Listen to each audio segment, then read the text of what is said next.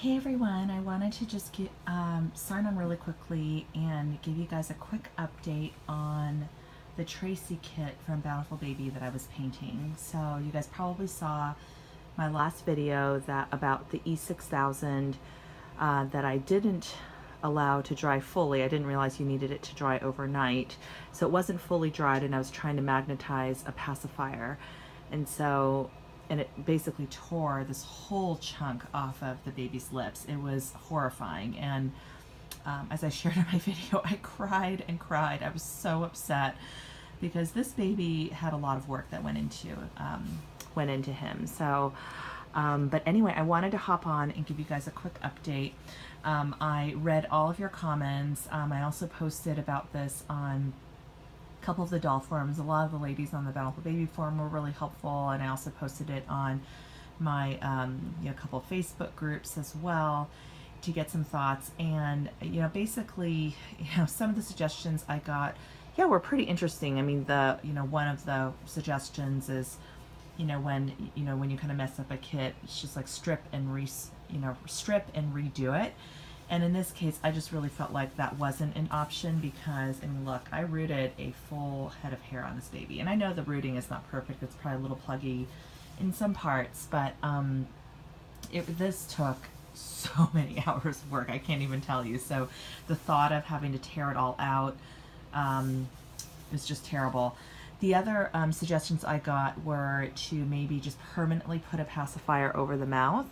And, that was definitely a thought. I mean, I definitely want to finish magnetizing that pacifier so this baby can take a pacifier, because with a pacifier, I don't, you really won't be able to see, see the part where the paint came off. I'm still not done painting this. I did a lot of the brown layers, and I need to do some more of I need to do some more paint on the lips and really kind of fill in the lips part. And so I am needing to do some blush layers, but yeah, still not looking good. It looks like this baby's just been through like a really bad accident or something like that. That little spot on the cheek looks like it could be a birthmark, but I am definitely encouraged that it's looking a lot better than it did. So thank you guys so much for your sympathy, for your suggestions. The vitiligo idea was definitely really interesting. I think I'd heard of the condition, but never really researched it much. But the thought of purposely taking paint off of other parts of the baby, just I didn't want to do that. So I figured the best course of action was to do my best to paint over the spot. So what I did was I took my vinyl prep and basically put that on the area, and then basically just started painting layers. And I've kept the baby head kind of in an area of the house that I pass through often. I do all my painting in the kitchen, by the way. So I put the baby head in this area, and then just every time I'd walk by, like, every 30 minutes, every hour, or so, I would just paint a layer. And I was using the fine liner to try to minimize the number of lines. And I still have a bit of ways to go. There's that section that's still a little bit lighter than what it should be, but I am very glad I didn't throw this baby out or give up on it completely. So I'm still working on it, and will do my best to fix it as best as I can. And yeah, I was actually originally thinking about gifting this baby to a friend of the family, and I might still do that if she is okay with the boo-boos. So we'll see. If not, I might sell this baby as a boo-boo baby, or I might keep it. I actually have been wanting an African American baby in my collection. I didn't want my first baby to be a boo-boo one, but I guess I can always paint another one now that I kind of know better how to do the skin tones. And it's really interesting. Yeah, hopefully you can see some of the details. I put some blushing on the cheeks, and I kind of blushed the baby like I would do it with a Caucasian baby, and then I did many layers of various shades of brown paint to build the skin depth. And the vein, I did veining actually on this baby, but it's probably so subtle, I don't think you can really even see it. It's buried far down below many, many layers of paint. So anyway, so here is the update on the Tracy kit. And I will say, I think this kit is actually a very realistic looking kit. It's one of Bountiful Baby's more realistic and detailed kits. It actually is on sale right now on their website. So I did, part of me debate, should I just get another one and just do the head? But then it's just impossible to get an exact match, you know, between the head and the limbs if you're starting from scratch. And so, you know, so really I think this is the best solution. I am a little more calm about it now, and, you know, but it was definitely very traumatizing. So lesson learned, not to move too fast. Yeah, so anyway, I just really enjoy painting these babies, and there's just something about when you're the one painting the baby and, you know, bringing it to life. It just really, yeah, there's a bond that happens, you know, when you're in that process. So I do sometimes wonder, like, you know, as an artist, like other artists, you know, how do they give up these babies after they paint them? It must be so hard. Like, I have yet to sell one. But yeah, I'm going to have to. I'm not going to be able to keep all of these babies, and I want to be able to keep painting. Like, it's very relaxing. I really, really enjoy it as a hobby, and I think once my work is good enough to kind of really take out in public, I think it's a good way to kind of bring awareness to the hobby and also advertise my work as well. So I will look forward to doing that. And one of the videos I want to make, actually, why don't I just, you know, maybe I can talk about it a little bit now, is just around the economics of reborning as a business and as a hobby too. So, you know, all of us know that these kits are not cheap. They're not inexpensive. And then, you know, clearly for any business to be profitable and to be worth doing, it needs to make a profit. So that's really simply, you know, the revenue that comes in minus the expenses.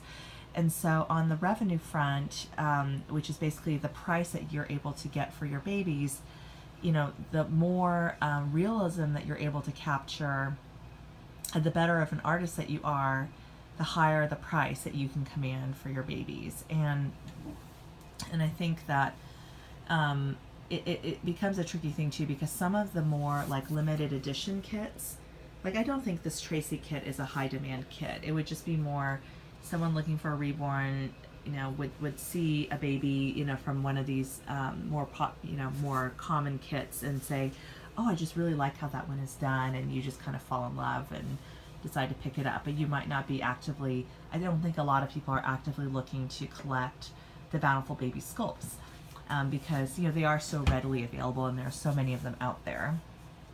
The limited edition sculpts, like I remember with Saskia, Levi, you know, so many of the very popular sculpts that came out,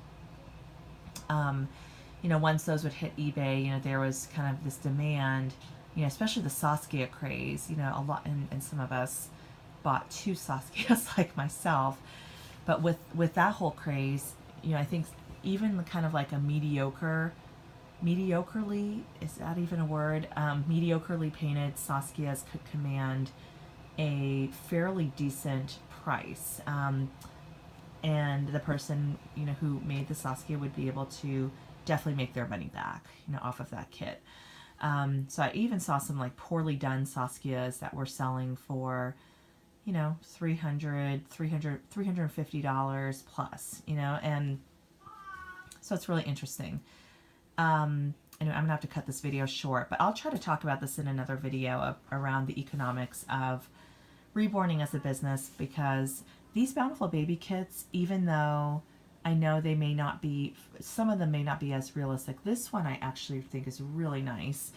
Some of the kits may not be as realistic, but, you know, if you are able to, you know, do a pretty decent job painting them, you don't need to price them that high to make money and break even. There's an artist on Facebook who she mainly paints Bountiful Baby kits, and she charges like, you know, $150 sort of on average, you know, for a completed Bountiful baby with rooted hair, which I cannot even believe, because rooted hair takes forever. Like,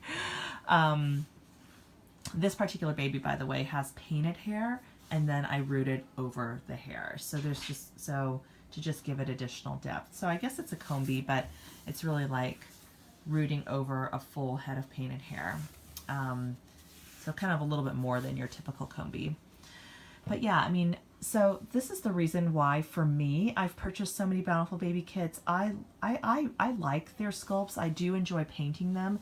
And I think that realistically, as a beginning artist, if I can't paint a doll that would sell for, you know, $500, let's say, you know, $500 and up, or $400 and up, it's much harder to make money painting a limited edition kit. But I don't know, you know, maybe you can kind of get away with not painting them as well if it is limited edition, because those sculpts are more detailed. So so I guess it is a little bit of a catch-22 in a way, because the cheaper sculpts are not in as high demand, but because they're cheaper, you don't have to charge as much and you can still make money.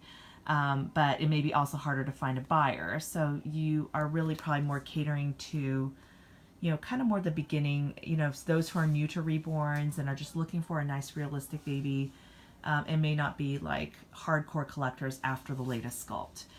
But if you are reborning like a Saskia or a Levi or one of the more popular sculpts, you know, that I think the bar on your work probably has to be maybe a little bit higher, because I know for me, if I'm, you know, I consider myself a fairly experienced collector now, and you know, if I'm going after one of those sculpts, I want to find the absolute best baby that I can find, you know, in my price point. And so so I think for a beginning artist, it can be a little bit trickier, but I'm trying to think about that, because if those limited edition sculpts are a good $100 more than the Bountiful baby ones. So I guess if you're able to get $100 more than you would painting a Bountiful baby kit, then it's worth it. So anyway, I'm rambling a little bit here. I don't know if I'm totally making sense, but I just wanted to show you guys just the update here on Tracy, who I know this is the Tracy sculpt, but I really do think of this one as a boy. Like, I see all boy when I look at him, and I, you know, was already kind of thinking about names. I kind of like the name Malcolm for him, but I don't know that, you know, I don't think I'm going to keep him. I kind of want to keep him, but we'll see. We'll see whether our family friend, who I was originally intending to gift him to, still, you know, wants him. And if she doesn't want him, then we might just keep him. I don't know. So anyway, thank you guys. Thanks for listening to me ramble. And I think there's a lot more to say on the topic, but I have been thinking a lot about it as a hobby, as a business. And, you know, I think ultimately, you know, as a collector, and if you are kind of new to painting babies, painting your own babies can be an affordable way to have one of these babies. You know, you know, if you learn and you're able to do it for yourself, that's the part that's been rewarding. I mean, I purchased some of the more limited edition kits, and you know, I'm intending to keep those babies after I finish them. We'll see. I might end up selling them, but I really, really like Kai by Ping Lao, and I would love to make that baby, and I hope I can make it good enough where you know, it could be a treasured part of my collection. So, but yeah, look at this guy though. I mean, he's looking so much better. I mean, you can definitely still see all the boo-boos, and I still have more layers of paint to do. But now this spot has turned out a little bit darker than I wanted, so it's like, what to do? Anyway, thank you guys so much for watching. I so appreciate it, and we'll see you on the next video. Thanks. Bye.